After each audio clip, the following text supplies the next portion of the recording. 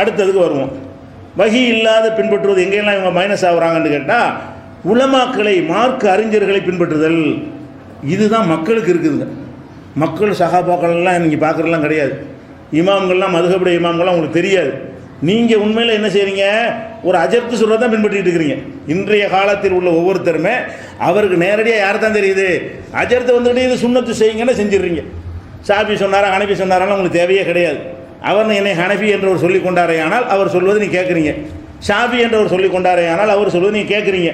அப்போ சஹாபி ஹாபின்னு சொல்வதெல்லாம் அறிஞர்கள் மத்தியில் வேண்டாம் அந்த வார்த்தையை பேசிக்கொள்வார்களே தவிர, பொதுமக்கள் மெய்யாக பின்பற்றுவது யாரை என்று கேட்டால் உலமாக்கள்னு சொல்லக்கூடிய அவரவர் காலத்தில் வாழ்கிற மார்க்க அறிஞர்கள் என்று சொல்லப்படக்கூடியவர்களைத்தான் உண்மையில் பின்பற்றுகிறார்கள். அப்போ இந்த மார்க்க அறிஞர்கள் என்று சொல்லப்படுறவங்களை அது பின்பற்றுவது சரியா? மார்க்கத்தில் மார்க்க அறிஞர்கள் ஒன்று இருக்காங்களா, அவங்களுக்கு ஒன்று சிறப்பு இருக்குதா, இந்த விஷயத்தில் நமக்கு தெளிவு இருந்தால் தான் ஒரு அஜர்த்துமார்களை எங்கே கொண்டே வைக்கணும், மார்க்க அறிஞர்கள்ங்கிறத எந்த இடத்துல வைக்கணும் என்பதை நம்ம தெளிவுபடுத்திக் கொள்ள முடியும். மார்க்கத்தை பொறுத்த வரைக்கும் எல்லாரும் நம்ம மார்க்க அறிஞருங்கிறோம்ல, இப்போ நம்ம இருக்கிறோம், அனைவரும் மார்க்கத்தை சமமாக அறிஞ்சிருப்போமா? இருக்க மாட்டோம். இங்கே இருக்கிற ஆள்கள்லையே ஒருத்தர் 90 அறிஞ்சிருப்பார், ஒருத்தர் 70 அறிஞ்சிருப்பார், ஒருத்தர் 50 அறிஞ்சிருப்பார், ஒருத்தர் 5 தான் அறிஞ்சிருப்பார். இப்போ ஒரு சபையை எடுத்துக்கொண்டீர்களே ஆனால் அவங்களுடைய இல்முல ஏற்றத்தாழ்வு இருக்கும்.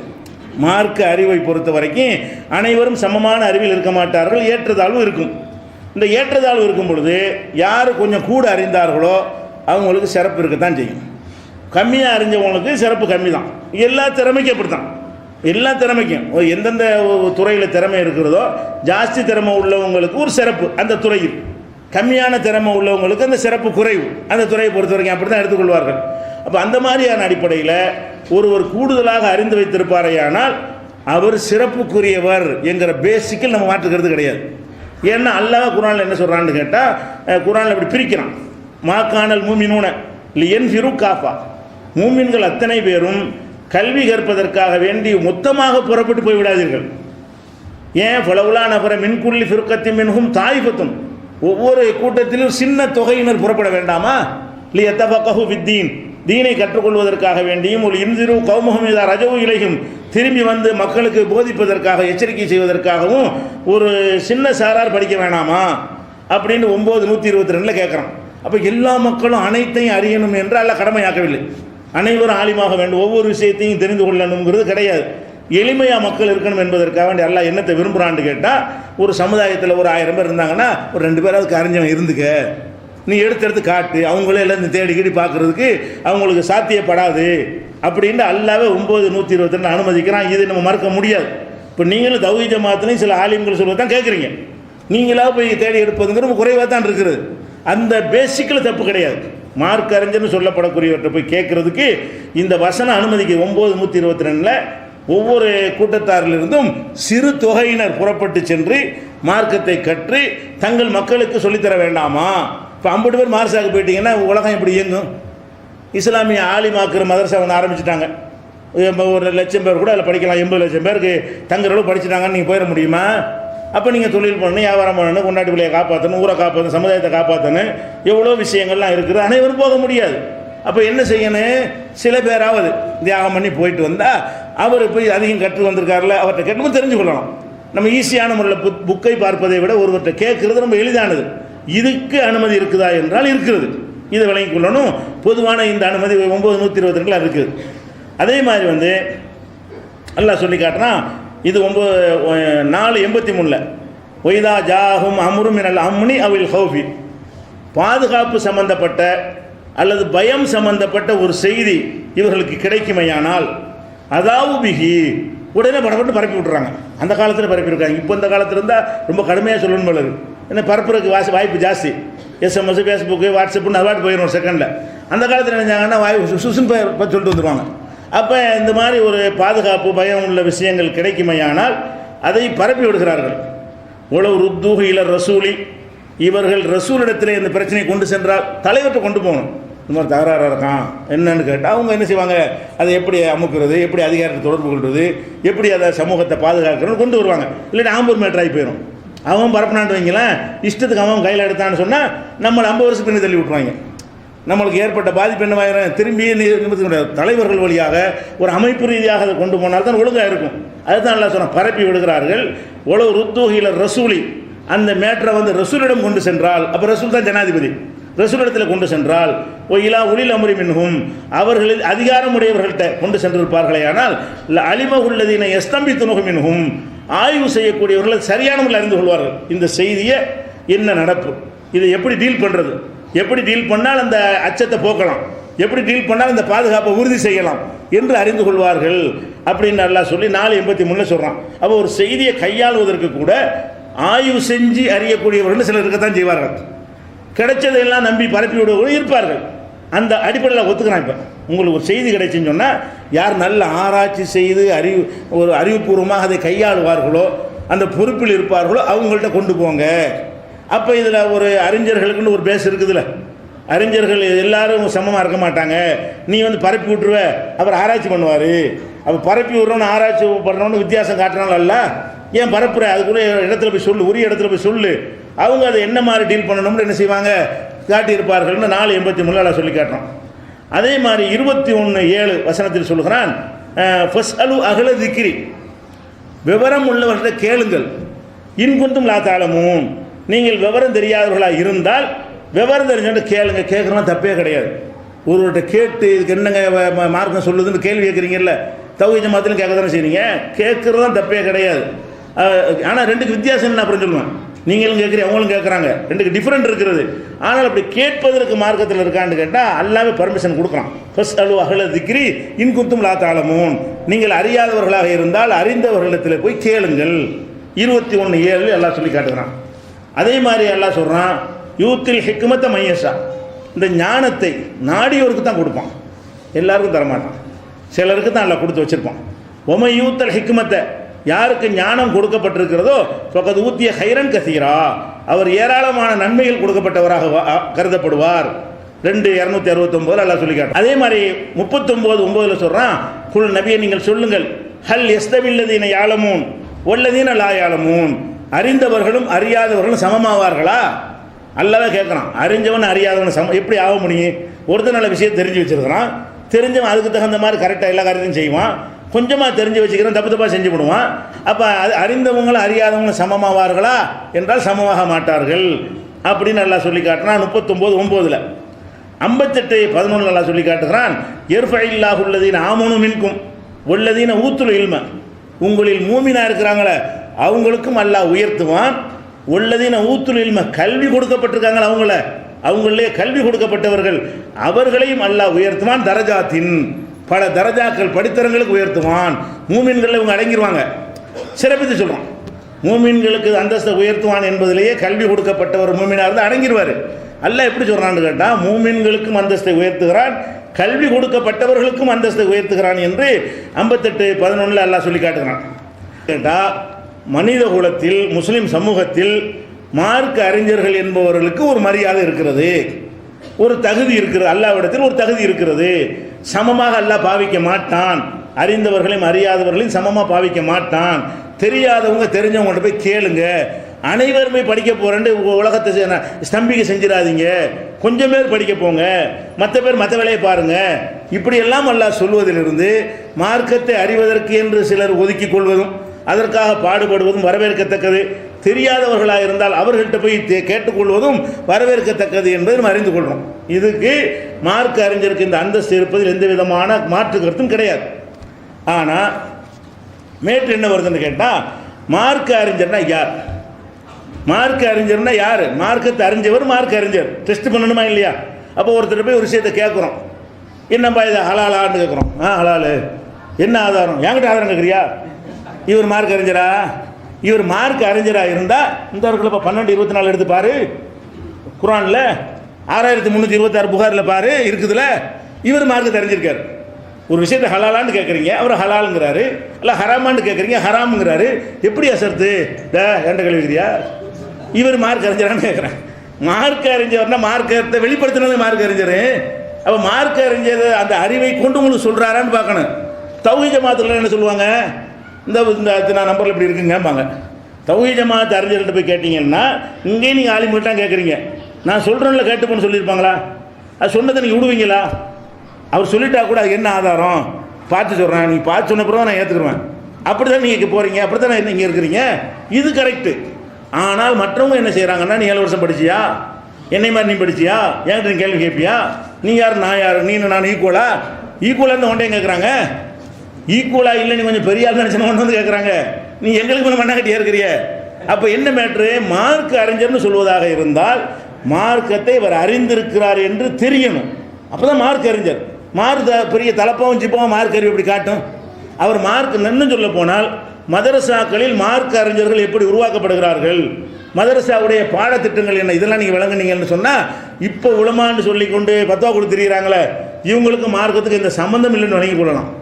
மதரசாவுக்கு யார் அனுப்புகிறாங்க? யாருக்கு படிப்பு வரல அவனை அனுப்புவாங்க. இவன் எப்படி படிச்சுட்டு வருவான்?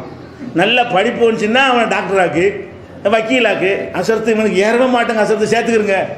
இவன் வந்து உலகத்துக்கு உட்படாத ஒருத்தன் மார்க்கத்துக்கு உட்படுவாங்கிறீங்க. யாரை சேர்க்குறாங்க மதரசாவில்? நல்ல மார்க் வாங்கி நல்ல மெரிட்டில் வந்தான்னு சொன்னால் அவனை மதரசாவுக்கு போட மாட்டார்கள். மதரசாவுக்கு அனுப்புறதா இருந்தால் ரெண்டு ஆளை தான் அனுப்புவாங்க.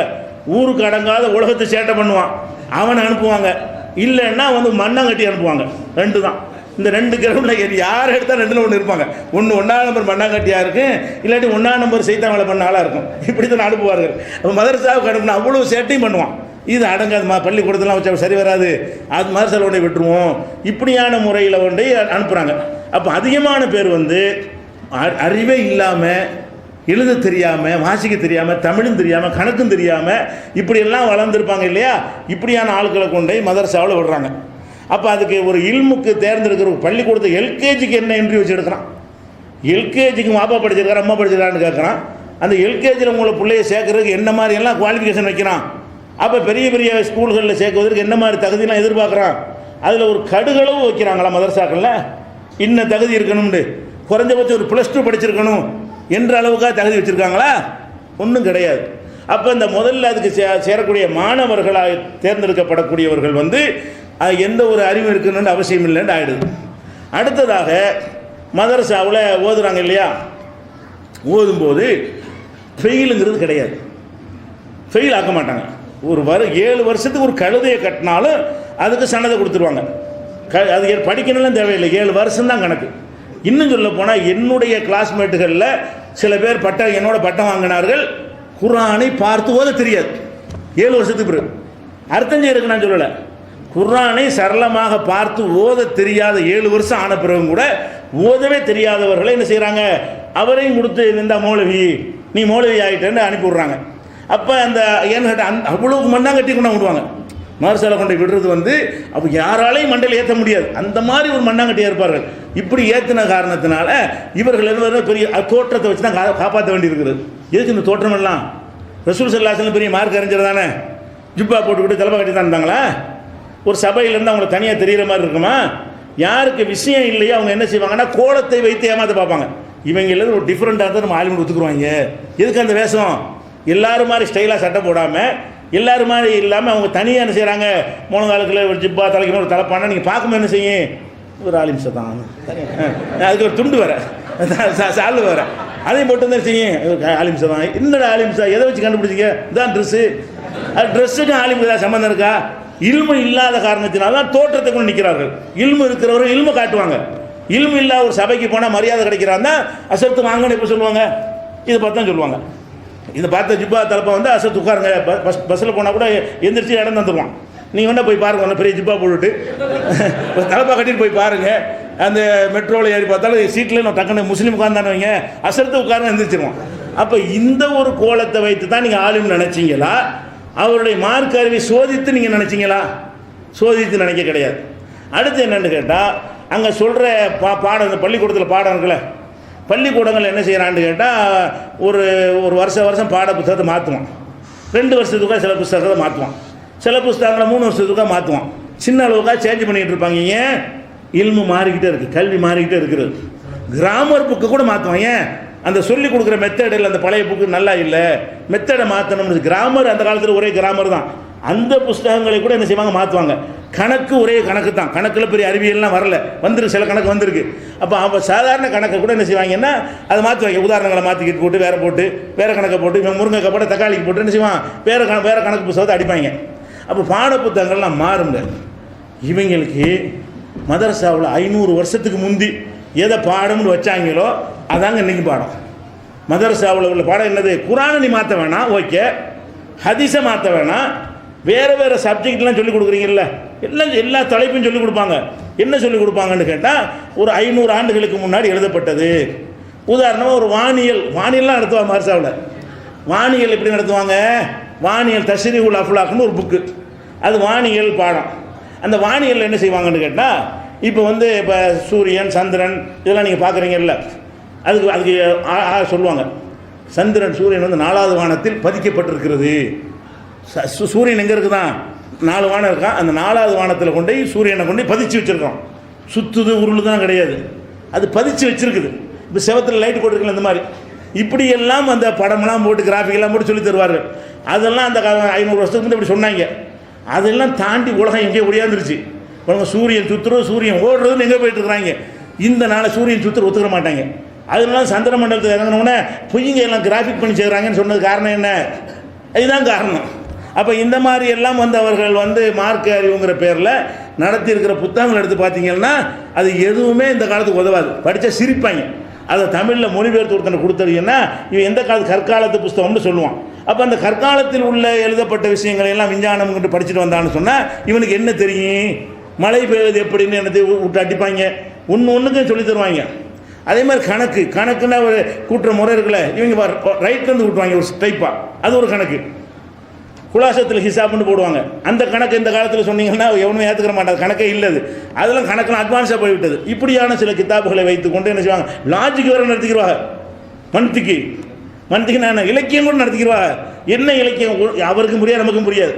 இந்த மாதிரியான ஒரு பாடத்தை நடத்திட்டு இது ஆளுன்னு உருவாக்கிட்டு இருக்கிறாங்க. குரான் ஹதீஸுக்கு பேச்சே கிடையாதுங்க. குரான் ஹதீஸ் 4 வருஷம் வரைக்கும் என்னென்னு கேட்டால் சர்ஃபு நஹ்வு இந்த மாதிரி கிராமர் அது இதுன்னு போட்டு நடத்தி முடிச்சுட்டு 4வது வருஷத்துல தான் தஃப்சீர் ஜலாலைன்னு ஒன்று தருவாங்க. ஜலாலைன்னு ஒரு புத்தகத்தை, அது என்னென்னா குரானுக்கு அரபியில் அர்த்தம் செஞ்ச புக்கு, அரபியில் வேறு சொல்ல கொண்டு விளக்கம் கொடுக்கப்பட்டிருக்கும். இது 4வது வகுப்பில் 5வது வகுப்புலையும் சொல்லுவாங்க. அதுக்கப்புறம் என்ன செய்வாங்க, பைலாவின்னு ஒன்று தருவாங்க. பைலாவின்னு என்னென்னா அது தஃப்சீர் புக்கு. அதில் என்னென்னு கேட்டால் ஒரு அலிஃப் லாம் மீம் ஆரம்பித்து ஒரு 8 ஆயத்து தான் வரும், ஒரு வருஷம் முடிஞ்சு போயிடும். 8 ஆயத்துக்கு என்னமோ எழுதி வச்சுருப்பாங்க. அதை படித்து முடிக்கிற ஒரு வருஷம் காலியாக போயிடும். தஃப்சீருங்கிற பேரில் குரானை முழுவதும் படித்து குரானில் ஆதிலிருந்து அந்த வரைக்கும் படித்து எந்த வழக்கம் யாரும் கொடுக்குறது கிடையாது. குரானுன்னு எடுத்துக்கொண்டு அலிஃப் லாம் மீம் என்றால் என்ன, அலிஃப் என்றால் என்ன, லாம் என்றால் என்ன, மீம் என்றால் என்ன எடுத்துக்கிட்டு இப்படியே சம்மந்தம் இல்லாமல் மார்க்கத்துக்கு சம்மந்தம் இல்லாத விஷயங்களை எல்லாம் தஃப்சீர்னு போட்டு என்ன செய்வாங்க, விளக்குவாங்க. இது ஏன் வாவு ஏன் வந்துச்சு, இல்லை மீம் ஏன் வந்துச்சு இப்படின்னு போட்டு விளக்குவாங்களே தவிர குரானுடைய அகமியத்தை முக்கியத்துவத்தை சொல்கிற மாதிரியான எந்த ஒரு போதனையுமே இருக்காது. ஃபிக்கு மட்டும் கரெக்டாக வந்துடும். எது தொழுகை புக்கும் இந்த தொழுகை மதுஹப் கிதாப் இருக்குல்ல, அது மட்டும் எல்லா வகுப்புலையும் ஏறும். இப்போ நம்ம உதாரணத்தை சொல்வதாக இருந்தால் அறிவிப்பாளர்களை பற்றி பேசுகிறோம்ல, அறிவிப்பாளர்கள் சரியானவர்கள், இந்த மாதிரியா ஒரு சஹீஹான ஹதீஸு, லைஃபான ஹதீஸு, இதுகளையெல்லாம் மதரசாவில் பாடத்தில் கிடையாது. நாங்கள்லாம் மதரசாவில் இந்தியாவில் உள்ள மதரசாவில் படிக்கவில்லை. வெளிநாடுகளில் உள்ள மதரசாக்களை பாடத்திற்கு வைத்திருக்கிறார்கள். அது மிஸ்ரில், எகிப்தில், அரபு நாடுகள்லாம் போனீங்கன்னா அதெல்லாம் ஒரு சிலபஸில் உள்ள விஷயங்களாக இருக்கிறது. இதில் ஒரு ஹதீஸுடைய அறிவிப்பாளர் என்ன அதெல்லாம் உங்களுக்கு தெரியாது. சஹீஹ்னு என்னென்னு தெரியாது, லைஃப்னா என்னென்னு தெரியாது, மௌதுனா என்னென்னு தெரியாது, மிஸ்காத்துன்னு ஒரு கிதாபை பல தொகுப்புகளை போட்டிருப்பாங்க, எந்த சனதும் இருக்காது, அதை ஓதிட்டு வருவாங்க.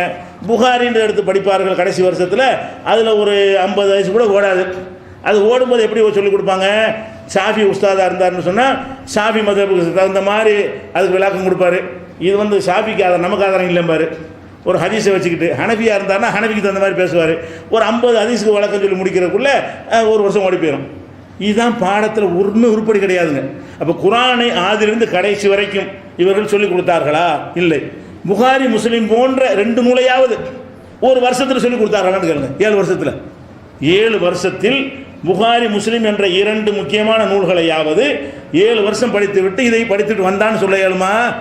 நீங்கள் தமிழாக்கத்தில் வீட்டில் வைத்து படித்து எத்தனை ஹதீஸை அறிந்திருக்கிறீர்களோ அதில் 5% கூட 7 ஆண்டுகளில் இவர்கள் படித்தது கிடையாது. அப்போ குரானையும் படிக்காமல் ஹதீஸையும் படிக்காமல் சாபி சொன்னார் ஹனபி சொன்னார் என்று சொல்லி இந்த மாதிரி உருப்படாத விஞ்ஞானங்களை சொல்லி கொடுத்து வர்றதுனால தான் அவங்களுக்கு மார்க்க அறிவு இல்லாமல் இருக்குது. இவங்களுக்கு தெரிஞ்சால் தான் உங்களுக்கு சொல்லுவாங்க. மார்க்க அறிவு நீங்கள் ஆதாரம் கேட்டிங்கன்னா அவனுக்கு தெரியாத இல்லுக்கு வச்சுக்கிட்ட வஞ்சகம் பண்ணுறான், அவனுக்கு தெரியல, அவனுக்கு கேட்டீங்கன்னா தெரியல எந்த ஆயத்தில் இந்த அர்த்தம் இருக்குது, எதை வச்சு இந்த சட்டம் எடுத்தாங்க தெரியாதனால கோபம் வருது. தெரியாது கோபம் தானே வரும். நீ கேள்வி கேட்கும்போது ஆதாரம் கேட்டீங்கன்னா கோபம் ஏன் வருது? தெரிஞ்சவன் சொல்லி கொஞ்சம் பெருமைக்காக சொல்லத்தானே செய்வான். தெரிஞ்சவனாக இருந்தால் அதை காட்டிக்கிறதுன்னு ஆசைப்படுவான். இஹ்லாஸ் இல்லாதவனாக இருந்தால் கூட கேட்டான் நம்ம திறமையை காட்டுவோம் அந்த சொல்லி அப்படியே விரும்புவானா இல்லையா? அது கூட இவனுக்கு வராது. காரணம் என்ன தெரியல, தெரியாட்டி இப்படி சொல்லுவார். அப்போ இந்த 7 ஆண்டுகளை இப்படியே படித்து விட்டு வர்றது காரணத்தினால இவங்கள்ட்ட என்ன கிடையாது, மார்க்கத்தை பற்றி குரானை பற்றி முழு அறிவு கிடையாது, ஹதீஸ்களை பற்றி கிடையாது, ஹதீஸ்களை ஆய்வு செய்யக்கூடிய கலையும் சொல்லிக் கொடுப்பது கிடையாது. நாங்களெல்லாம் படித்து விட்டு வந்து நாங்களாக தேடி நாங்களாக அறிவிப்பாளர்களை பற்றிய நூல்கள்லாம் எடுத்து பார்த்து நாங்கள் தான் தெரிஞ்சுக்கிட்டோம், மொழியை கற்றுக்கிட்டோம். அதை வச்சு நாங்கள் எடுத்துக்கொண்டோமே தவிர இந்தியாவில் உள்ள தமிழகத்தில் உள்ள மதரசாக்களில் இதுகளெல்லாம் போதனை இல்லாத காரணத்தினால தான் ஆலிம்னு சொல்லி வரக்கூடியவர்கள் வந்து மார்க்கத்தை அறியாதவர்களாக, ஏதோ கொஞ்சம் மொழி அறிந்தவர்கள் ஒரு 10% பேரும், ஒரு 90% குரான் ஓத தெரிந்தவர்கள்ங்கிற அளவுனையும் பார்த்து ஓத தெரிஞ்சவர்கள் அளவுனையும் உருவாக்குகிறார்கள். இதுதான் மேட்ரு. இவங்க ஆலிமா வாங்களா? இவங்கள்ட்ட விஷயம் உள்ளவன்ட்டு தானே போய் கேட்கணும். விஷயமே இல்லையே, அது ஒன்று பார்த்துக்கணும். அது போக என்னென்னு கேட்டால், ஒரு ஆலிம் என்று சொல்வதற்கு சில அளவுகோல்களை எல்லாம் சொல்லி காட்டுறோம். முதலாவது ஒரு அளவுகோல் சொல்கிறதா இருந்தால், இப்போ வந்து ஒரு உதாரணம் எல்லாம் சொல்கிறான். இப்போ அல்லாவை விட்டு விட்டு வேறு தெய்வங்களை வணங்குறாங்க. அவுலியா மகானு பெரியார் சிலைகள்னு வணங்கிட்டு இருக்கிறாங்க. இவர்களை பற்றி அல்லாஹ் பேசும் பொழுது மதலுள்ளதீன இத்தகது மிந்தூன் இல்லாஹி அவுலியா, அல்லாவை விட்டு விட்டு அவுலியாக்களை தேர்ந்தெடுத்து கொண்டார்களே அவர்களுக்கு உதாரணம் சொல்வதாக இருந்தால் மசலில் அன்கபூத், இவர்களுக்கு உதாரணம் சிலந்தி பூச்சி. அல்லாஹ் சொல்கிறான். அந்த சூறாவுக்கு பேர் அன்கபூத், சிலந்தின்னு ஒரு சூறா இருக்குல்ல, அதில் தான் 41வது வசனத்தில் இது இருக்கிறது. அதில் என்ன வருது? அல்லாஹ் விட்டு விட்டு வேறு தெய்வங்களை எடுத்துக்கொள்கிறார்களே இவர்களுக்கு உதாரணம் மசலில் அன்கபூத், சிலந்தி பூச்சியை போல. அது என்ன பண்ணுகிறது என்றால் இத்தகதத்து பைத்தன், அதுவும் ஒரு வீட்டை கட்டுகிறது. சிலந்தி பூச்சி என்ன செய்கிறது? அதுக்கான வீடு சிலந்தி வலை, அது வீட்டை கட்டுகிறது. இன்ன அவுகனல் புயூத்தி, வீடுகளிலேயே ரொம்ப பலவீனமான வீடு இல்லை பைத்துல் அன்கபூத், சிலந்தியுடைய வீடு தான். அந்த மாதிரி தான் இவங்க வந்து அல்லாவை தவிர பலமான அல்லாஹ் விட்டுவிட்டு இவங்க அவுலியா பெரியார் மகாண்டு போனாங்கன்னா சிலந்தி கட்டின வீடு மாதிரி பலவீனமானது இப்படின்னு சொல்லிட்டு லவ்கானு யாழமும் இது அறிய மாட்டார்களான்னு கேட்குறான். இது அறிஞ்சவன் ஆலிம், அதில் ஆலிமுங்கிற வார்த்தை தான் அதில் போடுறான். லவ்கானு யாழமும் இது அறிய மாட்டார்களா? இன்னைக்கு கபூரில் முட்டிக்கிட்டு எப்படி ஆலிமா? இது உனக்கு விளங்கலை. அடே அல்லாவை தவிர நீ வேற யாரையும் பிடிச்சிங்கன்னா சிலந்தி வீடு, சிலந்தி வீடு என்ன செய்யும்? அது வேண்டாம் வீடு நினச்சிக்கிறோம். வெயிலேருந்து காப்பாற்றாது, அது மழையிலேருந்து சிலந்தி கூட்டு வந்து தூக்கணாங்குருவி கூட ஒரு கூடு கட்டிக்கிட்டு வெயில் மழையிலேருந்து காப்பாற்றிக்கிறோம். சிலந்தி வலையில் உட்காந்துட்டு இருக்குமே, அது சிலந்திக்கு வெயிலை தடுக்குமா மழையை தடுக்குமா? ஊதி விட்டால் அந்து போயிடும். வேகமாக ஊதனா என்ன செஞ்சிடறேன் அந்துட்டு விழுந்துடும். இந்த மாதிரி வீடுகள் எப்படி பேருக்கு அது வீடு நினைத்து கொண்டாலும் அது எந்த ஒரு யூஸும் இல்லாமல் இருக்கிறதோ அந்த மாதிரி தான் நீ அவுலியா பெரியார் மகாண்டு போனீங்கன்னா உன் கதி ஆகும். உனக்கு எந்த வகையிலும் உதவாது, அது அருந்து போகக்கூடிய ஒரு இது, உனக்கு எந்த வகையில் வெயில் மழையிலிருந்து காப்பாற்றாது, பயனே இல்லாதது என்று அல்லாஹ் உதாரணத்தை சொல்லிவிட்டு இதை அறிய மாட்டார்களாங்கிறான். இது அறியாதவன்னு இப்படி ஆலிங்கிறீங்க. கபூருக்கு போகலாம், முட்டலாம், அங்கே போய் சைதா செய்யலாம், அவர்கிட்ட கேட்கலாம்னு ஒருத்தர் சொல்கிறான்னு சொன்னால் இவன் ஆலிமா? அவர் ஜிப்பாவும் தலப்பாவும் போட்டேன், இது உனக்கு தெரியலையா? சாதாரண விஷயம் தெரியலையா? அல்லாஹ் யார் இவர் யார்? படைத்த இறைவன்கிட்ட கேட்குற விஷயத்தை வந்து நீ மட்டும் செத்து போன ஆள்கிட்ட போய் கேட்குற, கல்லுகிட்ட கேட்குற, மரத்திட்ட கேட்குற. அப்போ இதை விளங்காத ஒருவரை நீங்கள் ஆலிம்டா உங்களை தான் சந்தேகிக்க வேண்டியிருக்கிறது. யார் ஆலிம்ங்கிற ஒரு அளவு நம்ம என்ன அறிந்திருக்கிறாரு? இது அறியலையே. அவர் அறிய வேண்டிய ஒரு முக்கியமான விஷயத்தை அறியலையே. அதே மாதிரி அல்லாஹ் என்ன சொல்லி காட்டுறான்னு கேட்டால் இன்னமா யக்ஷல்லாஹ மின் இபாதிஹில் உலமா, அல்லாஹ்வுடைய அடியார்கள் இல்லை அல்லாஹ்வை அஞ்சுறவர்கள் உலமாக்கள் தான் அஞ்சுவார்கள் அப்படின்னு சொல்கிறான். இதை வந்து சிறப்புக்காக இந்த உலமாக்கள்லாம் பேசுவார்கள். 35-28 இருக்கும்போது பார்த்தீங்களா உலமாக்களை பற்றி அல்லாஹ் என்ன சொல்கிறான்? அஞ்சுவார்கள். இவங்க உள்டாவா, நான் உலமாவாக இருக்கனால நான் அஞ்சுவேங்கிறான். நீ அஞ்சினா தானே உலமா? உலமாவுக்கு இலக்கணமே என்னது? நீ அல்லாவுக்கு அஞ்சணும். நீ அல்லாவுக்கு அஞ்சரியா செத்து போனாலும் அஞ்சரியா முத்தவள்ளிக்கு அஞ்சரியா? மார்க்கத்தில் ஹராம்னு இருக்கு, முத்தவள்ளி கூட பேசக்கூடாது, பேச மாட்டாங்க. நீ யாருக்கு அஞ்சுற? அப்போ மார்க்க அறிஞர் என்று சொல்லுவராக இருந்தால் அல்லாஹ் சொன்னது சொல்லுவேன், நீ யார முத்தவள்ளி கேட்கறதுக்குன்னு கேட்கணும். நீ யார் எனக்கு உத்தரவு போடுறதுக்கு? நான் மார்க்கத்தை சொல்ல தான் இந்த பொறுப்பில் உட்காந்துருக்கிறேன். அப்படி சொல்லக்கூடிய உலமாக்களை நீ பார்த்துருக்கிறீங்களா? மன்னர்களுக்கு இந்த பாதகமாக போயிடும் என்பதற்காக இந்தியாவில் ஜும்மா இல்லைன்றாங்க. இவன் எப்படி உலமா? இந்தியாவில் ஜும்மா கூடாது, ஏன் மன்னர்களுக்கு எதிராக பேசி விடுவார்கள் அப்படின்னு சொல்லி மார்க்கத்தினுடைய இபாதத்தையே மன்னருக்கு பயந்து வளைத்த ஒருத்தன் அல்லாஹ்வுக்கு பயந்தவனா? அப்போ அல்லாஹ்வுடைய அச்சத்தை முன்னிறுத்தி ஒருத்தன் எவன் செய்கிறானோ அவன் தான் ஆலிம் அல்லாஹ் சொல்லிக்கிறான். 7 வருஷம் படித்தவன் ஆலிம் கிடையாது. இவர் என்ன செய்கிறான்னு கேட்டால், இது பயத்தை வைத்து அல்லாஹ்வுடைய அச்சத்தை வைத்து ஆலிமை நிரூபிக்கிறதுக்கு பதிலாக நாங்கள் ஆலிமா இருக்கிறோம்ல, அதனால நாங்கள் அல்லாஹ் பயப்படுறோம் நீ அப்படி நினச்சிக்கணுங்கிறான். அடே நீ அல்லாஹ் பயப்படுற காட்டினா தாண்டா உடனே நான் ஆலிம்னு ஒத்துக்கிறேன். நீ என்ன செய்யணும்? முதல்ல நான் அல்லாஹ்வுக்கு தான் பயப்படுவேன், எவனுக்கு பயப்பட மாட்டேன்னு காட்டு. நீ கண்டதுக்கெல்லாம் சூனியத்துக்கு பயப்படுற, பள்ளிக்கு பயப்படுற, பிசாசுக்கு பயப்படுற, கபருக்கு பயப்படுற, நூறு முடிக்கு பயப்படுற, எல்லாத்துக்கும் பயப்படுற, அல்லாஹ்வுடைய இடத்துல வச்சு பயப்படுற. எப்படி நீங்கள் ஆலிம்கள் ஆக முடியும் அப்படிங்கிறதையும் பார்க்க வேண்டியது. இதெல்லாம் இலக்கணம் எல்லாம் சொல்லி காட்டுகிறான். அதே மாதிரி இந்த ஆலிம்கள் ரசூலுல்லாஹ் காலத்தில் யூதர்கள் வேதத்தை படிச்சிருந்தாங்க. அவங்கள பற்றி எல்லாம் என்ன சொன்னான்னு கேட்டால், அவ தத்துமாவும் நான் யூமினுலக்கும், இவங்க உங்களை மாதிரி ஈமான் கொள்வாங்கன்னு நினைக்கிறீங்களா? சஹாபாக்களை பற்றி எல்லாம் கேட்குறான். இவங்களெல்லாம் வருவாங்கன்னு நினைக்கிறீங்களா? ஓ கதுக்கான ஃபரீக்கும் மின்ஹும் யஸ்மவுன கலாமல்லா, இவங்களில் ஒரு சாரார் அல்லாஹ்வுடைய கலாமை காதால் கேட்குகிறார்கள். சும்மா யுஹர்ரிஃபூனஹு மின் பாதி மா அகலுஹு, விளங்கிய பிறகு அப்படியே அதை மாற்றி விடுகிறார்கள். வஹும் அறிந்து கொண்டே மாற்றுகிறார்கள். அப்போ அல்லாஹ்வுடைய வேதம் இதைத்தான் சொல்லுகிறது என்று தெரிந்து கொண்டு, லம் எளிது என்று தெரிந்து கொண்டு, அல்லாஹு சமது என்று, அல்லாஹ் தேவையற்றவன் என்று தெரிந்து கொண்டு, உலமிய குள்ளவு குஃபுவன் அகது, அவனுக்கு நிகராக எவனும் இல்லை என்று தெரிந்து கொண்டு என்ன செய்கிறாங்க? அவனுக்கு நிகராக இவரும் கேட்பாரு. நாங்கள் இப்போ 1,00,000 பேர் கேட்டாலும் அவுளியா காதில் விழுவுங்கிறிய. அப்போ நீ யார்? வேதத்தை படித்து வேதத்துக்கு மாற்றமாக திசை திருப்புகிறார்களே, இவர்கள்லாம் வருவார்னு நினைக்கிறீங்கன்னா நல்லா கேட்குறான். அப்போ இவங்க ஆலிம் கிடையாது. அடிப்படையான விஷயத்தை அல்லாவை அறியாட்டு நீ என்ன ஆலிமு? சட்டம் தெரியாட்டு தொலைஞ்சுப்போ. அல்லாவை அறியாட்டு நீ என்னடா ஆலிமு? அல்லாஹ் யாருன்னு உனக்கு அறிவு இருக்கா? அல்லாஹ் பற்றி உனக்கு அறிவு இல்லையா? அல்லாஹ் அறிவு இருந்தாலும் அஞ்சுவேன். அல்லாவை பற்றிய அல்லாண்டா யார், எவ்வளோ பெரிய பவர்ஃபுல்லான ஒரு சக்தின்னு அஞ்சு இருந்தால் அது அடுத்த ஆள்கிட்ட இதுக்கு போகிறான். நீ அதை விட நமக்கு பவரான ஒரு அல்லாஹ் இருக்கிறான், என்ன வேண்டாலும் செய்வான், அவனுக்கு முடியாது ஒன்றுமே கிடையாது, அவன் இல்லைன்னு சொல்லிட்டா எவனுக்கு தர முடியாது. இப்படி எல்லாம் ஒருத்தன் விளங்கி இருந்தால் அவன் எப்படி மேலாட்ட போவான்? அவன் ஏன் கல் மண்ணிட்ட போய் கேட்பான்? அவன் ஏன் செத்தாள்களை போய் கூப்பிட்றான்? உசோடுகளை ஏன் கூப்பிட்றான்? ஏன் முறிது வாங்குறான்? அப்போ இவர்கள் அல்லாவையே விளங்கலை. அல்லாஹ் விளங்காட்டி நீங்கள் என்னடா ஆலிமு? அப்போ அல்லாஹ் போது வணங்கிட்டு வா. அப்போ ஆலிமுக்கு மரியாதை இருக்கிறது. நீ ஆலிமா என்பதன் பிரச்சனை. சனதை வச்சு ஆலிம் இல்லை. எனக்கு சனதை பரிச்சைன்ட்டானுவோம். அந்த மாதிரி எடுத்து பேசணுன்னா அவருக்கு சனது செல்லாதுன்ட்டாங்க. நான் சனதை வச்சு எங்கேயும் காட்டினது கிடையாது, பேருக்கு போடவும் மாட்டேன். வழங்குதா? பேரோட சேர்த்து எல்லாம் போடுவாங்களே, பாக்கவி உளவின்லாம் நீங்களும் சில பேர் சொல்கிறீங்களே தவிர நான் போடுறது கிடையாது, யூஸ் பண்ணுறது கிடையாது. உன் பேப்பர் எனக்கு என்னத்துக்கு? அந்த பேப்பரை வைத்து தான் ஆலிமன் நினைக்கிறார்களே, அது தேவை கிடையாது. நீ அல்லாஹ்வுடைய அச்சத்தை வச்சு காட்டணும். அதே மாதிரி 2:159 அல்லாஹ் சொல்லி காட்டுகிறான், இன்னல்லதீன யக்துமூன மா அன்ஸல்னா மினல் பையினாத்தி வல் ஹுதா, அல்லாஹ்வுடைய தெளிவான வசனங்களையும் நேர்வழியையும் அறிந்து கொண்டு மறைக்கிறார்களே, அவர்களை அல்லாஹ் சபிக்கிறான். சபிக்கிறவங்களும் சபிக்கிறாங்கன்னு நல்லா சொல்லி காட்டுறான். இவங்க மறைக்கிறாங்களா இல்லையா? வேத குரானில் தௌஹீதை தவிர ஏதாவது இருக்கா? அதாவது உமையது அல்லாஹ் இலாஹன் ஆகரலா புர்ஹானில் உபிங்கிறான்ல, அல்லாவை விட்டு விட்டு மற்றவர்களை யாரோ அழைப்பார்களே ஆனால் அவனுக்கு எந்த ஆதாரமும் இல்லை. இவன் ஆதாரம் இருக்குங்கிறான். அப்போ குரானில் உள்ளதை கூட மறைத்து விட்டு அல்லாவே இந்த மாதிரி செத்து போன ஆட்களை தான் கும்பிட சொல்லியிருக்காங்கிற அளவுக்கு மாற்றி விட்டாங்களா இல்லையா? உன்னை எப்படி நாங்கள் ஆலிம்னு ஏற்றுக்கிறது? அறிந்து கொண்டே மறைக்கிறாய். அந்த மாதிரி விஷயங்கள்லாம் இருக்கிறது.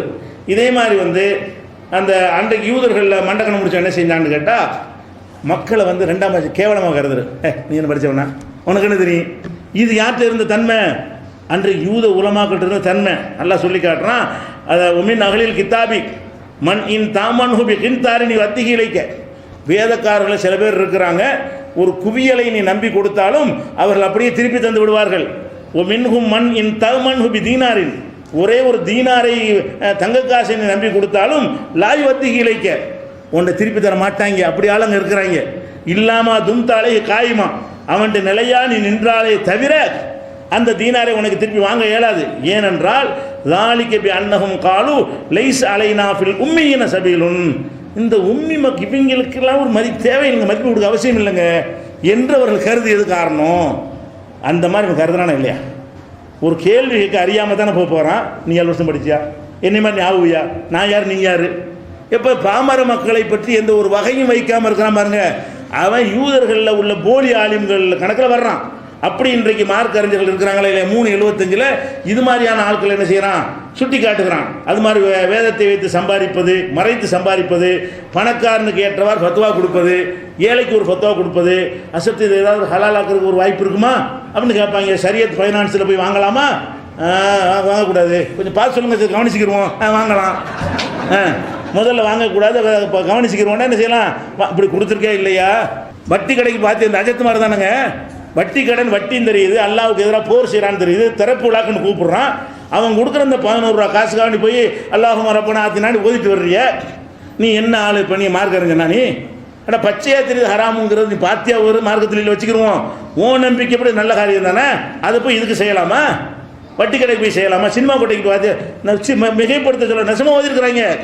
சினிமா கொட்டைக்கு ஆதாரம் இருக்கிறது, அது மாதிரி வட்டி கடைக்கு ஆதாரம் இருக்கிறது. அப்போ ஹராமான எல்லாத்துக்கும் போய் பாத்தியாவதி காசு வாங்கி இருக்கிறார்கள். வரதட்சணை வாங்க தானே செய்யலாம். வரதட்சணை வாங்கி கொடுக்குற கல்யாணத்தில் உட்காந்து பள்ளியாசல் உட்காந்துட்டு அல்ஃபாத்தியாங்கிறானா இல்லையா? இந்த பணம் கை மாறினவனை இவன்ட்டு அவன் வாங்கி முத்தவள்ளி வாங்கி கையில் கொடுப்பாரு, அல்ஃபாத்தியாமா. அப்போ நீ யார், நீ என்ன மார்க் அறிஞ்ச? இது ஹராமுன்னு உனக்கு தெரியத்தானே செய்யும். தெரிஞ்சுக்கிட்டு நீ மனுஷனுக்கு பயந்துக்கிட்டு காசுக்கு தானே விற்கிற, மார்க்கு தானே மறைக்கிற. இதில் நான் கலந்துக்கிறமா எந்திரிச்சானே வேணாச்சு. இந்த ஏகத்துவ கொள்கை வர்றதுக்கு முன்னாடி ஒரு வரதட்சணை திருமணத்தை புறக்கணிச்சானா? நீங்கள் புறக்கணிக்கிறீங்க, போர்டு எழுதி போட்டு புறக்கணிக்கிறீங்க. வரதட்சணை கல்யாணத்தை எவனை எங்களை அழைக்க வேண்டாம், வாசலில் ஸ்டிக்கர் வாங்கி ஒட்டிட்டு இருக்கிறீங்க. இப்போ 7 வருஷம் படிச்சு நீ என்ன செஞ்ச? வரதட்சணை வாங்கின, அதுக்கு பாத்தியா போகுதுன்னு அதை அங்கீகரிச்ச, அதை ஏற்று பேசவில்லை. ஆலிமுக்கு ரேட்டு இருக்கிறது. மேலப்பாளையம் கடைநூறுலாம் போனீங்கன்னா படித்தவனுக்கு ஒரு ரேட்டு, அசத்துக்கு ஒரு ரேட்டுன்னு வச்சுருக்கிறாங்க. சாதாரண ஆட்களுக்கு ஒரு ரேட்டு, 1 லட்சம், அஜர்த்துனா 5 லட்சம், டாக்டர்னா 10 லட்சம் வச்சுருப்பாங்கல்ல. அதில் இவங்க லிஸ்ட்டில் வந்துடுறாங்க அஜர்த்து. அப்போ அஜர்த்தா இருந்தாருன்னா பாத்தியாவதியாக காப்பாற்றிடுவார் பொண்ணு அப்படின்னு சொல்லிட்டு அதுக்கு ஒரு ரேட்டு வச்சுருக்கிறாங்க. நான் என்ன கேட்குறேன், உனக்கு ஒரு ரேட்டுன்னு நிர்ணயித்து வைக்கிற அளவுக்கு மிகைப்படுத்தி விசாரிச்சு பாருங்கள். மேலப்பாளையம் கடைநூரில் ஆலிம்கள் பெருத்த ஊரில் போனீங்கன்னா ஆலிம் சண்டை ஒன்றை காணும், ஆலிம் சண்டை 5 லட்சம் கேட்பாரு இப்படின்ற அளவுக்கு மக்களுக்கு தெரியும். அப்போ இந்த அளவுக்கு நீ இருக்கிறிய, நீ என்ன மார்க் அறிஞனா? அப்போ மார்க் அறிஞருங்கிற பேரை வைத்து கொண்டு ஏமா மார்க் அறிஞர் சொல்கிற கேளுங்க, ஒன்று ஆதாரத்தோடு இருக்கணும். அவர் மார்க் அறிஞருங்கிறத காட்டணும், மார்க்கத்துக்காக தியாகம் பண்ணணும், மறைக்கக்கூடாது, உலக ஆதாயத்துக்காக வேண்டி மார்க்கத்தை விற்கக்கூடாது. என்ன உள்ளதை சொல்லு, என்ன விலை வந்தாலும் வரட்டும். இப்படி இருந்தால் தானங்க மார்க் அறிஞர். இன்னும் மார்க் அறிஞர் சம்பந்தமாக நிறைய விஷயங்கள் இருக்கிறது. இன்ஷா அல்லாஹ் அதை நாளைக்கு பார்க்கலாம்.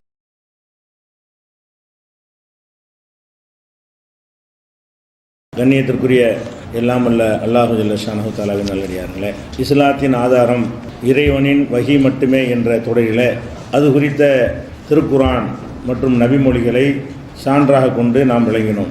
அதன் பிறகு இஸ்லாத்தின் ஆதாரமாக எவையெல்லாம் இருக்க முடியாது என்ற அடிப்படையில் சஹாபாக்களை பின்பற்றுதல், மதுஹபுகளை பின்பற்றுதல், இது மாதிரியான சித்தாந்தங்களுக்கு தரீகாக்களை, ஷேகுமார்களை, பெரியார்களை பின்பற்றுதல், அதுபோல் நம்ம சமகாலத்தில் வாழ்கிற மார்க் அறிஞர்கள் என்று சொல்லப்படுறவங்களை பின்பற்றுதல், இதெல்லாம் இஸ்லாத்தின் ஆதாரமாக இருக்க முடியாது என்பதையும் பார்த்து வருகிறோம். அதில் நேற்றைய தினம் மார்க் அறிஞர்கள் என்று சொல்கிறவங்க யார், மார்க் அறிஞர்களை அவங்க சொல்வதை கேட்கணும், அவங்கள்ட்ட ஆதாரத்தோடு பத்துவாக்களை கேட்குறது தப்பு கிடையாது, அது மார்க்கத்தில் உள்ளது தான் என்பதை அறிந்து கொண்டோம்.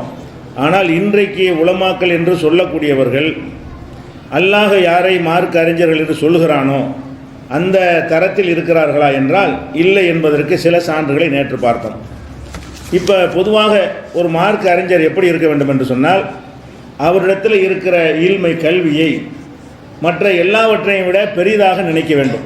அது பெரிய பாக்கியம் எதுவென்றால் நமக்கு கிடைத்திருக்கிற மார்க்க கல்விதான், இது மாதிரியான பாக்கியம் வேறு ஒன்றும் இல்லை என்று அதில் தான் அவர் என்ன செய்யணும், மகிழ்ச்சி அடையணும். காசு பணத்தை விட மற்ற மற்ற தகுதிகளை விட கிடைத்திருக்கிற மார்க்க அறிவு பெரிதானது என்று நினைக்கணும். ஆனால் இன்றைக்கு நம்ம இன்றைய உலமாக்களையும் இன்றிலிருந்து ஒரு 50-100 ஆண்டுகளுக்கு முன்னால் வரை வாழ்ந்த மார்க் அறிஞர்கள் எடுத்துக்கொண்டீர்களேயானால் அவங்க பொருளாதாரம் தான் இலக்கு, அதுதான் பெருசு, அதுக்காக வேண்டி இந்த கல்வியை கூட நம்ம அடகு வைக்கலாம், மானத்தை கூட இழக்கலாம் என்கிற மாதிரி தான் மார்க் அறிஞர்கள் நடக்கிறார்கள். அப்படி காசுக்காக எதையும் செய்யலாம் நினைக்கக்கூடியவர்கள்ட்ட இருந்து எப்படி உண்மையான மார்க்கம் வரும்? பொருளாதாரம் தான் அளவுகோல் என்று யார் கருதி விட்டார்களோ, அவங்களுடைய வசதி வாய்ப்புகளை பெருக்குவது தான் இலக்கு லட்சியம் என்று ஆக்கிவிட்டார்களோ, அதுக்காக வேண்டி எந்த விதமான இழி செயலையும் செய்வதற்கு அவர்கள் தயாராக இருப்பார்களோ அவர்களிடமிருந்து எப்படி உண்மையான மார்க்கம் தெரிஞ்சால் கூட எப்படி உண்மையான மார்க்கத்தை உங்களுக்கு சொல்ல முடியும், அவங்க அளிக்கிற தீர்ப்பு எப்படி மார்க்கத்துக்கு உகந்ததாக இருக்க முடியும் என்பதை நம்ம சிந்திக்கணும். இப்போ பொருளாதாரத்தை நீங்கள் எடுத்துக்கொண்டீர்களே, ஆனால் இப்போ மார்க் அறிஞர்னு சொல்லக்கூடியவங்க அவங்க இந்த தஞ்சை மாவட்டம் அது மாதிரியான அந்த காலத்தில் சிங்கப்பூர் பிரயாணம், சிங்கப்பூர், சைகோன் இந்த மாதிரி நாடுகள்லாம் முஸ்லீம்கள் போய் இருப்பாங்க, மலேசியாவிலாம். அவர் ஒரு பணக்காரர் வந்து இறங்கிட்டார்னு சொன்ன உடனே எந்தெந்த ஊரில் இருந்தெல்லாம் கேள்விப்பட்டு அஜர்த்துமார்கள் கியூ நிற்கும் எங்கே அவர் வீட்டு வாசலில். ஒரு பெரிய அரபிக் கல்லூரி முதல்வர்னு சொல்லுவாங்க, பெரிய அரபிக் கல்லூரி பேராசிரியர்னு சொல்லுவாங்க. இவர் வந்து மதரசாவுக்கு லீவை போட்டுக்கிட்டு போய் இந்த அவர் வந்துட்டாராம், பணக்காரர் வந்துட்டாராம் என்று சொல்லி அவங்க வாசலில் போய் நிற்பாங்க. 10 பேர் 20 பேர் டெய்லி என்ன செய்வாங்க, வாசலில் நிற்பாங்க. அவர்கள் 2 மணி நேரம் காக்க வச்சு ஒரு கவரில் வச்சு கொடுப்பாங்க இல்லையா. இதை வாங்குவதற்காக வேண்டி ஒரு பிச்சைக்கார மாதிரியான பிச்சைக்காரன் தான், இது கௌரவ பிச்சை, பெரிய தொகை பிச்சை, அவ்வளோதான். அப்போ இந்த மாதிரியான ஒரு தரத்தில் போய் நிற்கிறாங்களே. ஒரு மார்க்க அறிவு இருந்தால் இப்படி யாராவது செய்வாங்களா? மார்க்க அறிவில் முதல்ல வந்து சுயமரியாதை தானே மார்க்க அறிவு.